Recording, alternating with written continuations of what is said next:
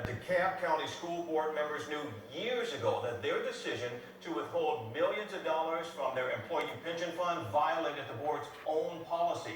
Now, nearly a decade later, investigative reporter Richard Belcher says that decision could be very costly for DeKalb County taxpayers. Richard. The DeKalb school system was in a financial pinch in 2009 when the board voted not to make a promised contribution of more than $20 million to the employee retirement fund. Video from that time shows board members admitting they violated their own rules. The price for that could be as high as $250 million. There is a part of the policy that states that we have to give a two-year notice before we can actually do this, which we did not do. A frank admission that the DeKalb school board made a mistake withholding a huge payment to the employees' retirement system. The board discussed that information and realized that that was something that we were going against our board policy. We did not address it last year simply because we weren't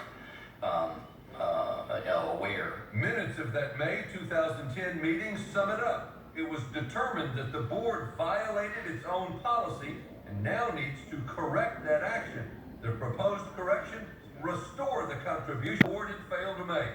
All of that was set in front of the school board's attorney. And obviously we've already done it. We've already voted. So in reality, we will have to do that to be able to take it away for next year, but we will have to give it back because we didn't do that properly last year. Some employees pushed back, filing suit against the district, and their case has now reached the state Supreme Court, which is expected to rule within the next few weeks. A loss for the school district would be very expensive for taxpayers. I think everybody's holding their breath on both sides. Current DeKalb school board member Stan Jester. I'm concerned that if the teachers win a lot of money, it could drive the millage rate way up.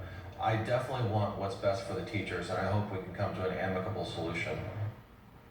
The DeKalb school district declined comment because the case is pending, and that includes declining to say whether or not the district repaid the millions of dollars withheld from the employees' retirement fund in 2009. We'll stay on this. Live in the news with Richard Belcher, Channel 2 Action News. And still no verdict in the murder trial of a former DeKalb County police officer. Deliberations were put on hold after it was discovered the jury was never given written jury instructions.